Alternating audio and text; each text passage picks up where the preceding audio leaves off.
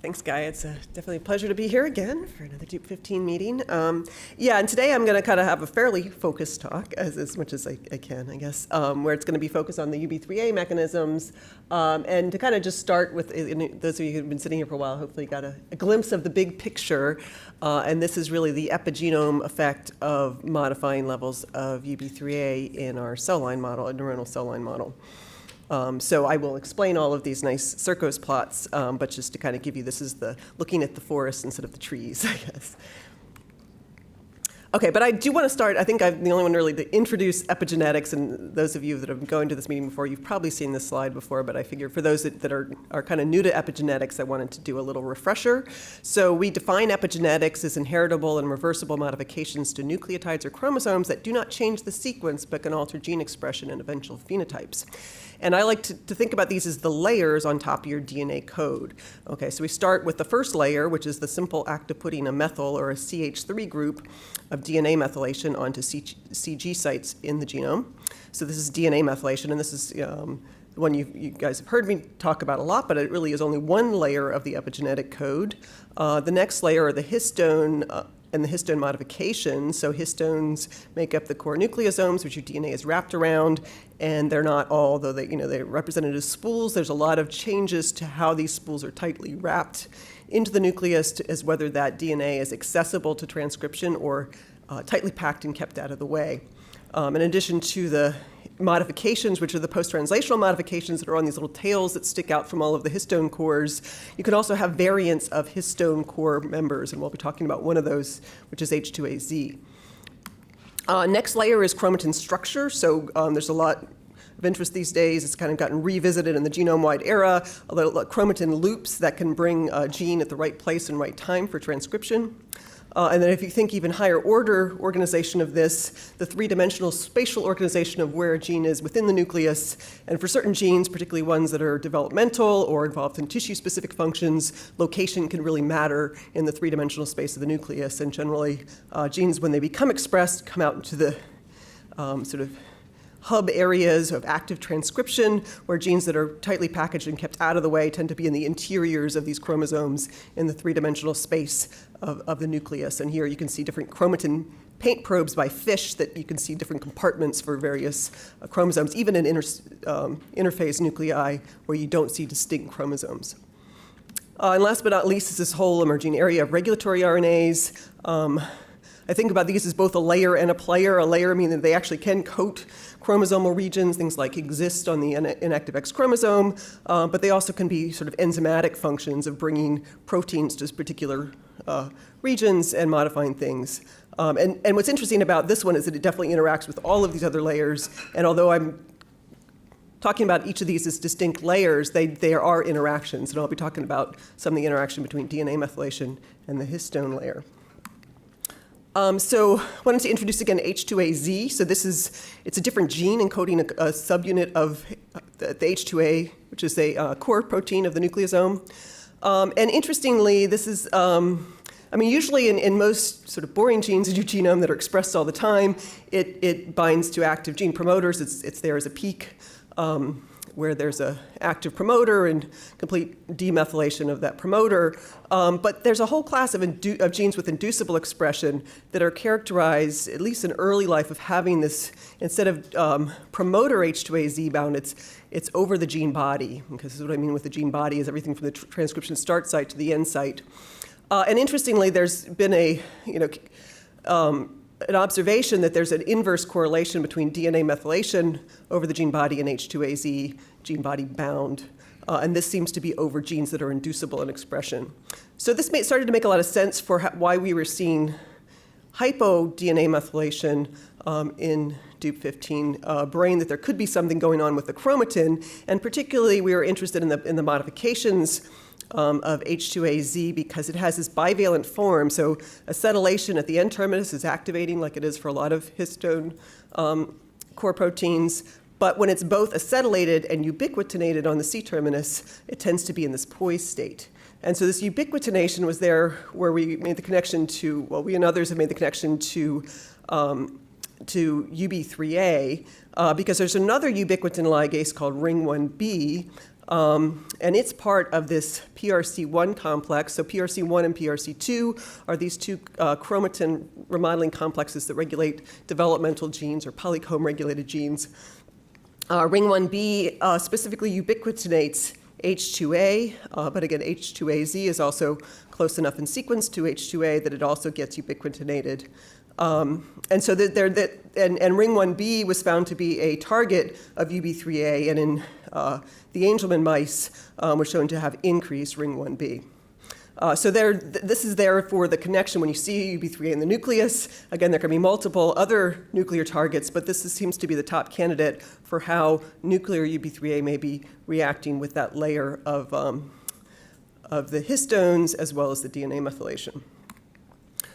So this was the paper that we published the end of last year. I think I've been talking about this paper in the works for the past 4 or 5 years at this meeting, so I'm not going to tell you about the data in the paper, but I just want to kind of point out the highlights again, that we looked at both postmortem brain as well as a cell line model. We saw hypomethylation in the DUP15 brain sample that was recapitulated in our cell line model. We also had this interesting gene-environment interaction that we were looking at with the PCB95. And what was remarkable about that is we found some of the same synaptic genes that were hypomethylated in DUP15 by increased UB3A in the cell line model that overlapped also with the PCB95 effects.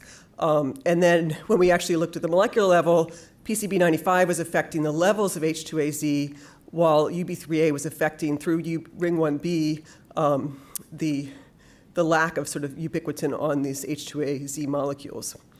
But then since then, what I'm going to talk about today is Jesse Lopez, a graduate student in my lab's project, to kind of follow up on this and to really ask, okay, this was a very complex story, but what if we specifically look just at UB3A at these different layers of the epigenome, specifically the transcription, chromatin, and DNA methylation? So again, we're using this cell line model. So this is SHSY5Y, which is a human neuroblastoma cell line. Normally, it has normal ploidy for chromosome 15, a maternal and a paternal.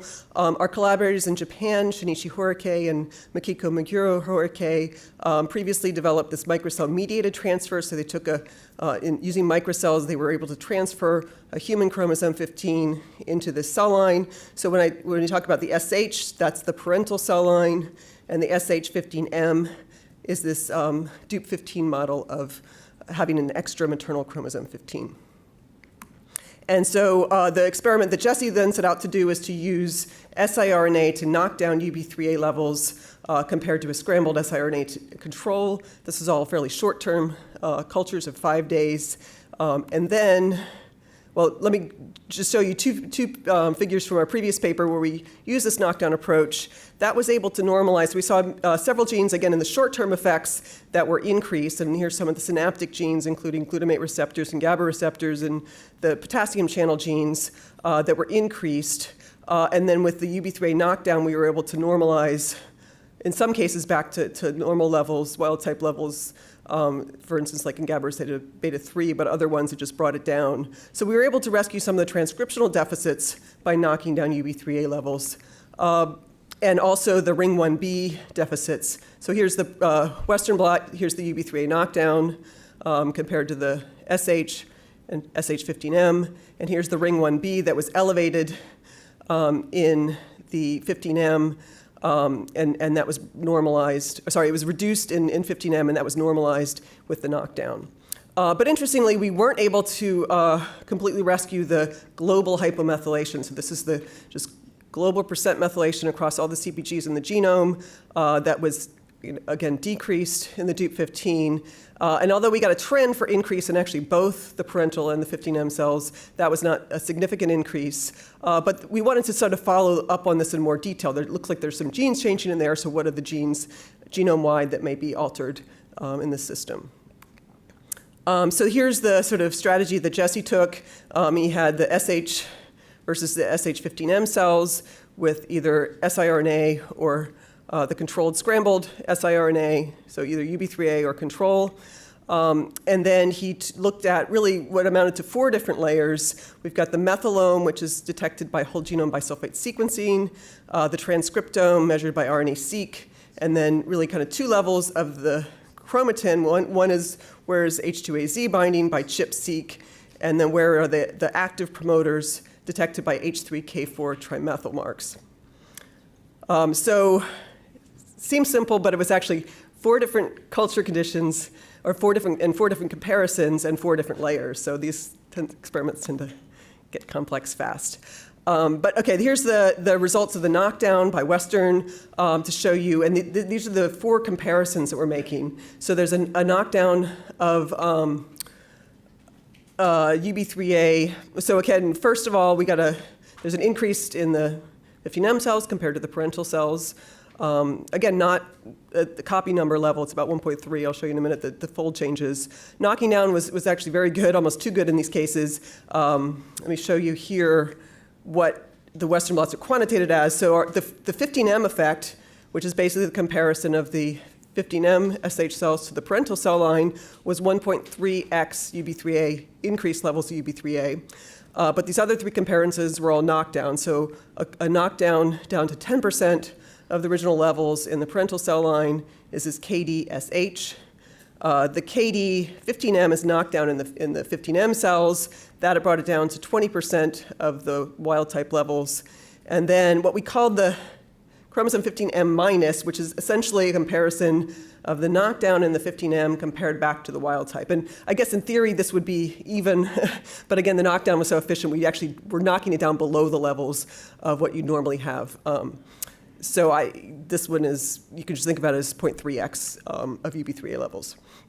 Okay, so over here in the table are the number of genes we pulled out. So again, we have 4 different layers of the epigenome and transcriptome we're looking at: methylation, transcription, and 2 different levels of chromatins. This is just showing the number of genes that we came out to be differential in these 4 for each of these 4 comparison groups. And I know nobody likes to look at numbers in a table, so we've got 2 different ways of graphically representing this. These are size-sensitive Venn diagrams. So again, the size of the circle reflects the number of genes, and then the overlap reflects the overlap in these populations. And right off the bat, you can see that there are some big differences.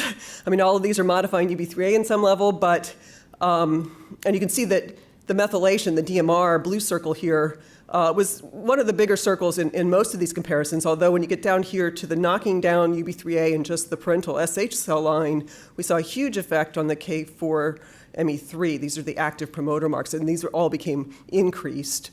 A large number of genes in the genome showed increased K4 trimethyl marks. The transcriptome sometimes, partially overlapped, but it actually, we saw a better overlap between the epigenetic marks than we did with transcription, although you can see there is a good overlap with transcription in several of these. H2AZ, you can see it's the smallest circle, is the red one here, although I'll show you this can be kind of one of the more interesting changes. So sometimes the number of genes changes is not necessarily the most interesting aspect. But again, you can see that this is the 1.3x, here's the 0.1x, 0.2x, 0.3x. Has sort of different effects on the epigenome. This is another way of looking at it, which I like. These are these circos plots, so let me take you through these. And again, it's those 4 different comparison groups. The 1.3x, the 15M effect, knockdown in SH cells, which was down to 0.1x. And so the way you look at these plots, so on the outside ring are the chromosomes. Okay, going around from chromosome 1 all the way over to X and Y at the end. So this is genomic positioning.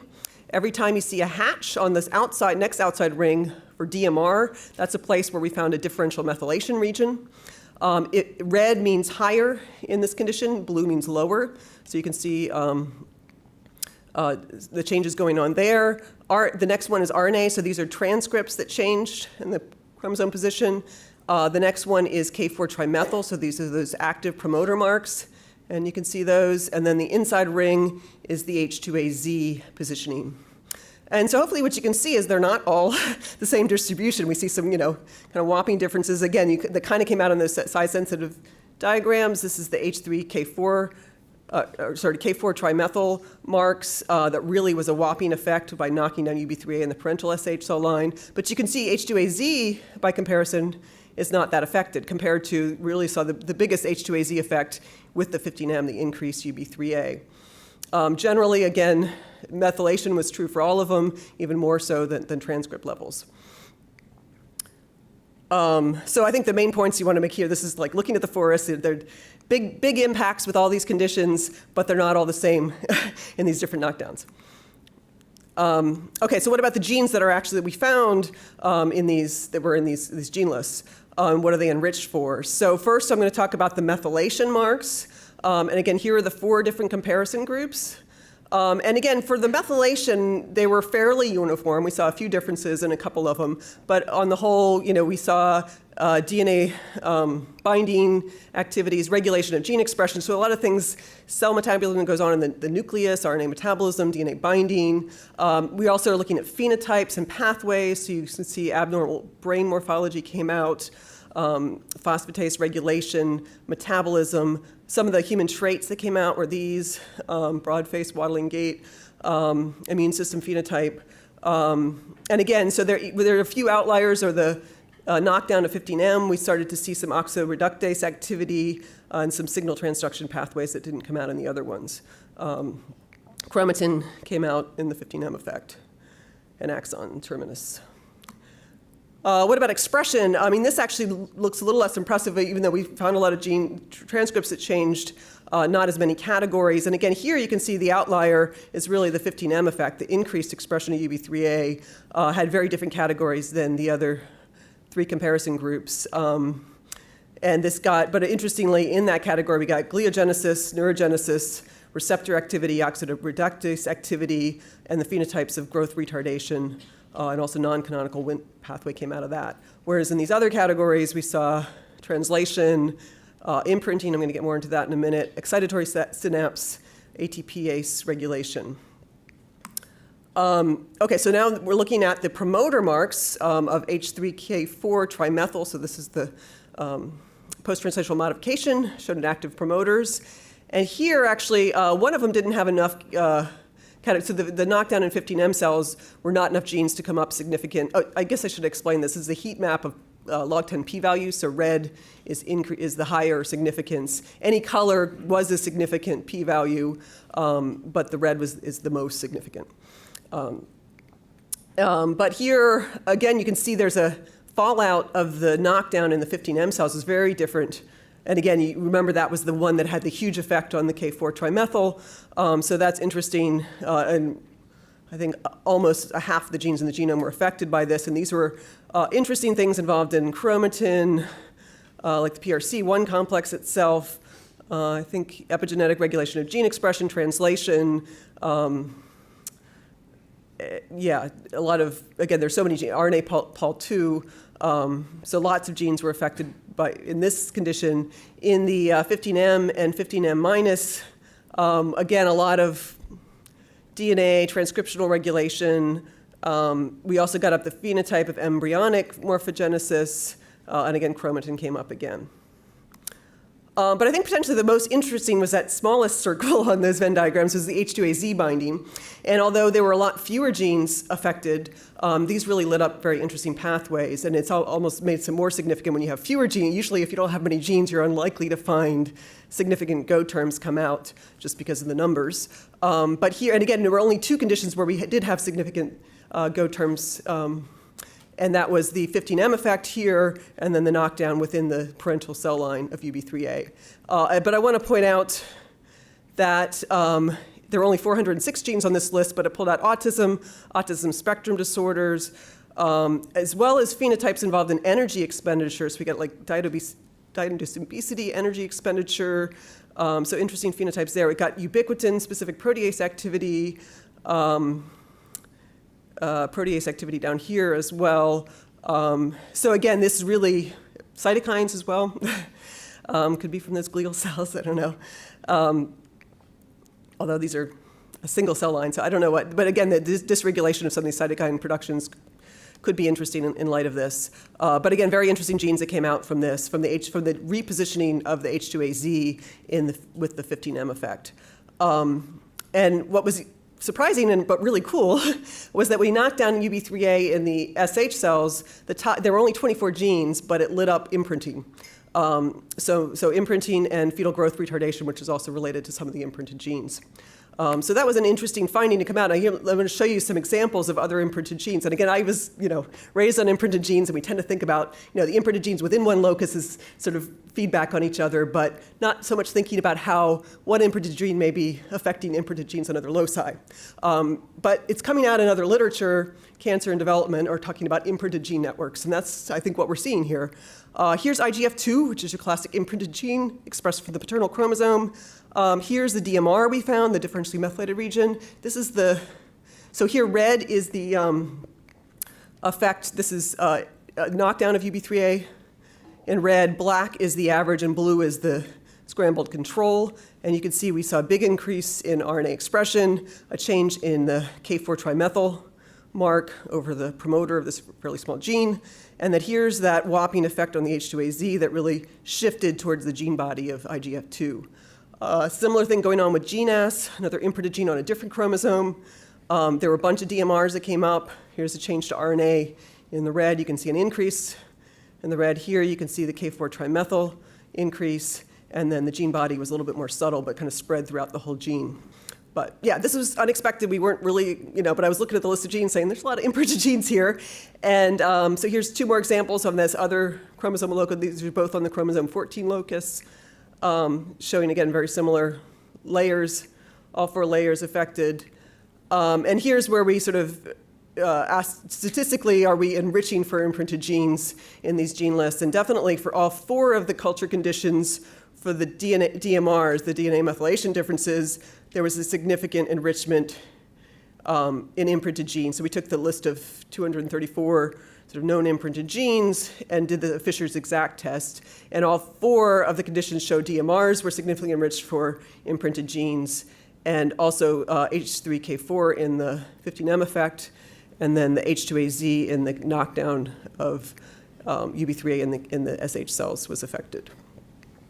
So there seems to be something going on with imprinted genes. Gene body analysis of H2AZ. This is a little bit complicated, but I'm just going to kind of summarize it by these graphs. We actually look at a plot of these in quadrants, and then so each of these bar graphs is measuring the 4 quadrants. And so here's the 4 different cellular conditions. The orange one here are the ones that are enriched for both promoter and gene body. And like what we've shown previously, the ones, 15M affects that population preferentially, but also the genes that changed H2AZ marks were also preferential in that category, that there tend to be gene body. So there's something different about the gene body H2AZ, and that was affected on all 4 of these conditions. Also, I'm not showing the data, but we saw an overall kind of subtle but anti-correlation that was expected between gene body, H2AZ binding, and DNA methylation. So to conclude, that we're showing that UB3A loss and gain has significant genome-wide effects to the methylome, transcriptome, and chromatin, so multiple layers throughout the genome. And the genes impacted by UB3A-mediated effects include important functions in transcriptional and translational regulation, brain development, and phenotypes including autism and energy expenditure. Imprinted genes were enriched for epigenetic alterations associated with UB3A, and really over half of all the known imprinted genes that were affected by differential methylation in the 15M effect. And these suggest that there could be, that UB3A levels may control an imprinted gene network in neurons that has not been previously appreciated. So with that, I'd like to thank my lab. Again, this work was headed up by Jesse Lopez, but before him, he was following up on the work from both Keith Dunaway and Sharwal Islam, as well as many others in the lab. Dave Siegel is also co-mentoring Jesse on this project, and it's been funded by NIEHS. Thanks.